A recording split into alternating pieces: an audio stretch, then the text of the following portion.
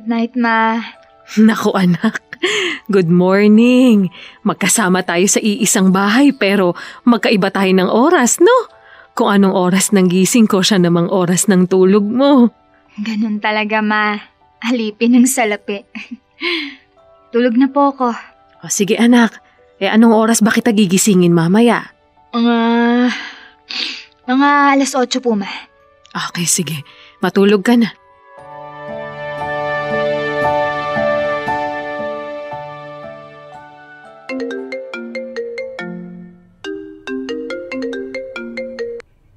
Von, matutulog na ako.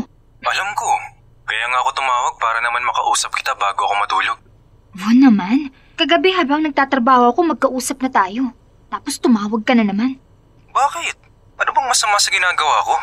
Wala ka pang trabaho. Mag-prepare ka na kaya para naman hindi ka malate. Tawag ng tawag, napaklingi mo. Alam mo yun? Ang sungit naman ito. Sige na babe, good night. Good night. Sige na, matutulog na ako.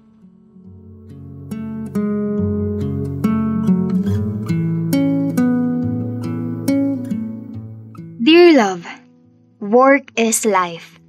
Simply because gusto kong magkaroon ng maayos na kinabukasan. Well, tulad ng marami sa atin, hindi ako ipinanganak sa mayamang pamilya. Kaya ang bawat araw ng trabaho sa akin, mahalaga. Ako si Lewis. Hindi ako nakapagtapos ng kolehiyo at laking pasasalamat ko nang tanggapin ako sa isang kilalang American company dito sa atin. Di kalakihan ng sweldo, pero sa status na meron ako, juicy pa ba? At dahil nga American company to, ay pang-Amerika rin syempre ang oras ko dito. Pabago-bagong oras ng trabaho. Depende sa demand ng kliyente. Kaya sirang-sira talagang body clock ko. Pero, laban!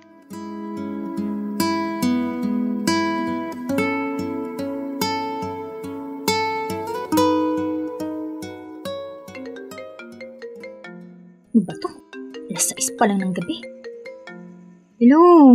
Hello, Miss Sungit. Gising na, may pasok ka pa. Bon naman, naka-alarm na ako. At nagbilin ako kay Mama sakaling hindi ako magising na gisingin ako. Babe, pasensya na. Nag-change ka pala ng sked. Nag-alala lang kasi ako hindi mo ako chinachat o tinatawagan. Sa susunod nga, Bon. Please lang, huwag kang mang-abala ng tulog. Kakainis. O sige na. Matulog ka na ulit. I'm sorry.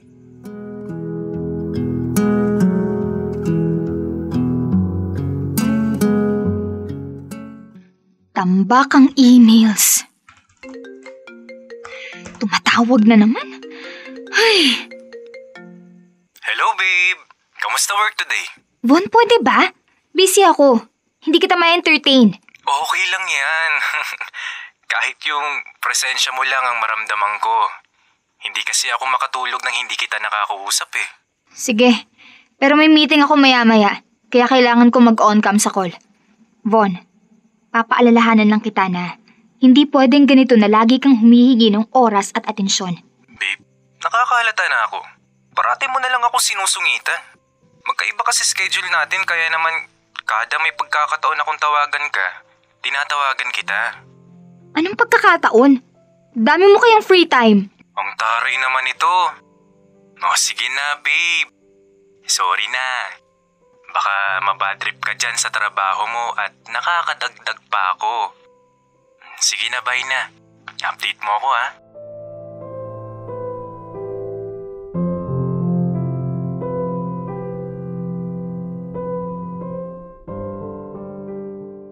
Si Von, ang boyfriend ko. Matagal na kami. Ang totoo, mabait siya at suportado kung ano man ang trip ko sa buhay. Sweet din siya. To the point na nagiging clingy na. I appreciate his presence pero araw-araw? Siguro sa iba nakakakilig, but not for me. Basta ang alam ko, hindi na tulad ng dati yung nararamdaman ko para sa kanya.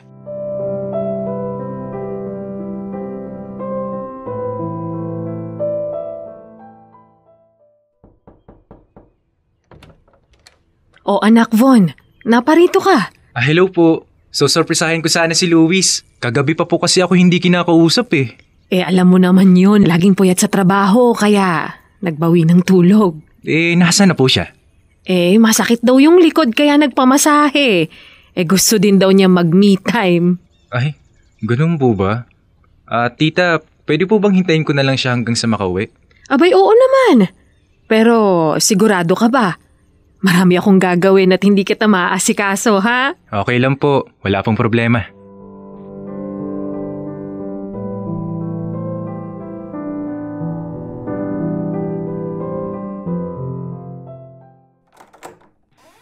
Ma! Andito na! Surprise! Oh, anong ginagawa mo dito?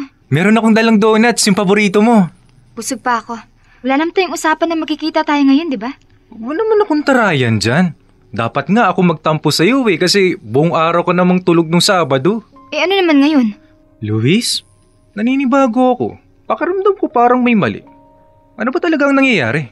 Nagbago ang dynamics ko sa trabaho. Nag-iba din ang priorities ko. Matagal kong pinangarap na kumita ng malaki-laki. Kaya ini-enjoy lang kung anong meron ako.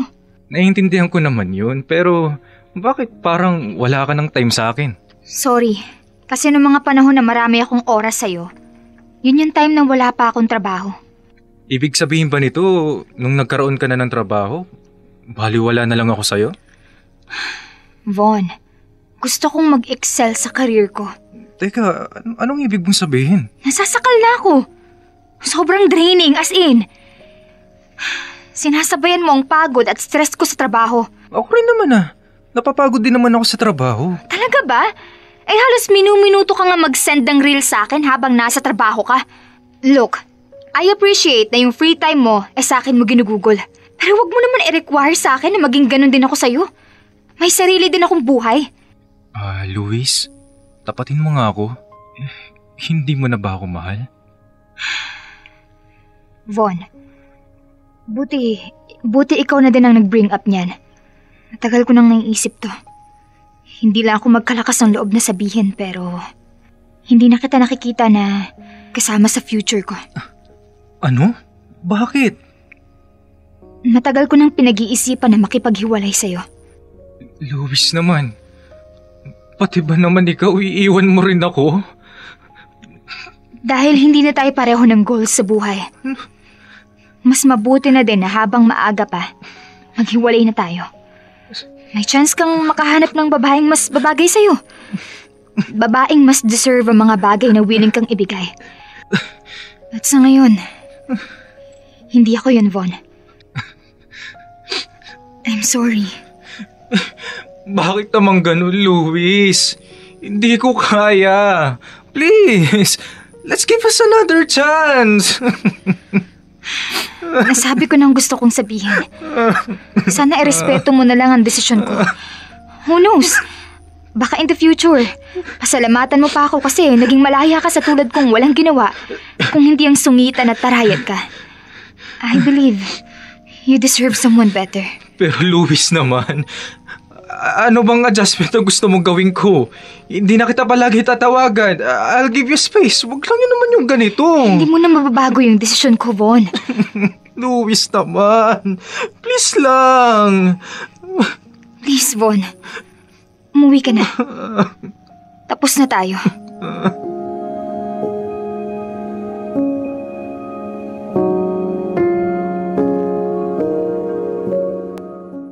Are you okay, Luis? You seem so nervous right now. Yes, I'm really nervous because of this one-on-one meeting with you. Luis, first of all, I just want to say you've been incredible this past 3 months. Thank God.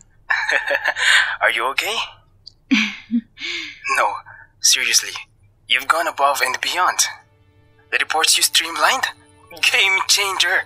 And that client presentation last week, I was impressed. You handled everything so smoothly. And you even caught those billing errors before we submitted the invoice. That saved us quite a bit. I'm really happy to hear that. Thank you for the appreciation. Which brings me to why I called. Your contract was originally for 3 months, right? Yes, it's set to end next week. Luis, I don't want to let you go. I'd like to extend your contract another 6 months, possibly more, with a well-deserved rate increase. I believe you've earned it. Wow! Really? Thank you so much. That means a lot to me. I'd be honored to continue working with you. Oh, great! I'll have HR send over the updated agreement this afternoon. Keep up the good work, Luis. Will do. Thank you for the trust. Bye! Goodbye. Grabe. Thank you, Lord. Akala ko mawawalan na ako ng kliyente. Mabuti nag-extend.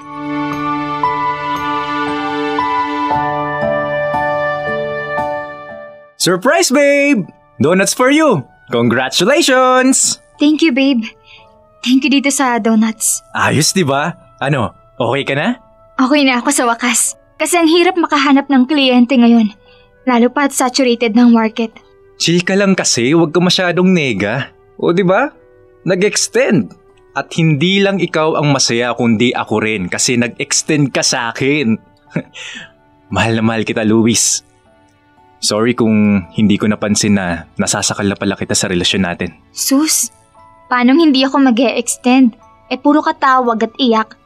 Daig mo pang nawala ng kliyente. Ano ka ba, Luis? Mas gugustuhin ko pa ng mawala ng trabaho kaysa ang mawala ka sa buhay ko. Ayun na naman. Ano bang sinabi ko sa'yo? Huwag mong paikutin ang mundo mo sa akin, Von. Ikaw ang mundo ko, Luis. At hindi ko kaya na mawala ka sa buhay ko. Up to you. Von, nga pala, may lakad kami ni Mama ngayon kaya sorry kung hindi ako makakapag-spend ng mas maraming oras sa'yo today. Okay lang ba? Oo naman, no problem. O siya, sige na. Dinala ko lang talaga itong donut para sa'yo. Thank you, Von. Sige na, una na ako. Love you. O Von, kararating mo lang ah. Uuwi ka na agad? Opo, tita. Okay na po ako. Nakita ko na po si Luis. Una na po ako, tita.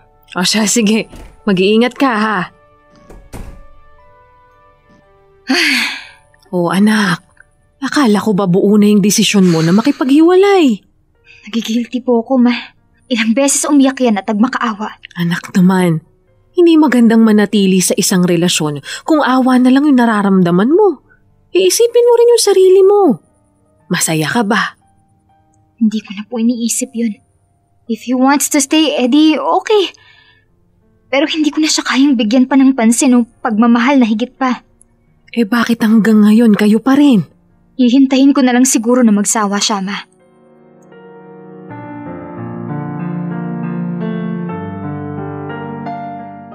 Dear love, mukhang hindi na yata darating ang araw na mapapagod si Von ang kakasuyo sa akin. Kaya ako sumulat kasi ayoko na siyang harapin. Dear love, sana matulungan niyo akong iparating ang mensahe ko kay Von. Von, paulit-ulit mong sinusubukang ibalik ang dati nating samahan. Kung paano ako sa'yo noon. Ayokong masaktan habang tinititigan ko ang mga mata mong punong-puno pa rin ng pag-asa. Pero salamat. Salamat dahil kahit ilang ulit ko nang ipinaramdam na hindi ko na kayang pantayan ang pagmamahal mo, nariyan ka pa rin. Hindi ka bumitaw. Hindi ka sumuko. Kahit ilang beses na kitang itinaboy, nanatili ka. Pero, tulad ng una kong pagtatapat, baka nga mas makakabuti kung tapusin na natin to. Baka sa pagpipilit natin sa kung anong meron tayo, hindi natin namamalayang pinipigilan na rin natin ang isa't isa na lumago. Baka panahon na para lawakan natin ang mundo natin. Magpakatotoo sa nararamdaman at iyakapin ang posibilidad ng panibagong simula. Palayain mo na ako, Von. Palayain na natin ang isa't isa. Ang totoo, awa na lang ang nararamdaman ko para sa iyo. At alam kong hindi mo yan deserve. Hindi ka dapat kumapit sa isang relasyong hindi ka na minamahal ng buo. At hindi ko rin dapat ipagkait sa sarili kong muling maramdaman ng pagmamahal na totoo. Yung hindi dahil sa guilt. Sana, balang araw, mas maintindihan mo to. At sana, marinig mong lahat ng to. Hindi para masaktan, kundi para tuluyang makalaya. Von, mahal kita. Noon. Pero awa na lang ang meron ako ngayon.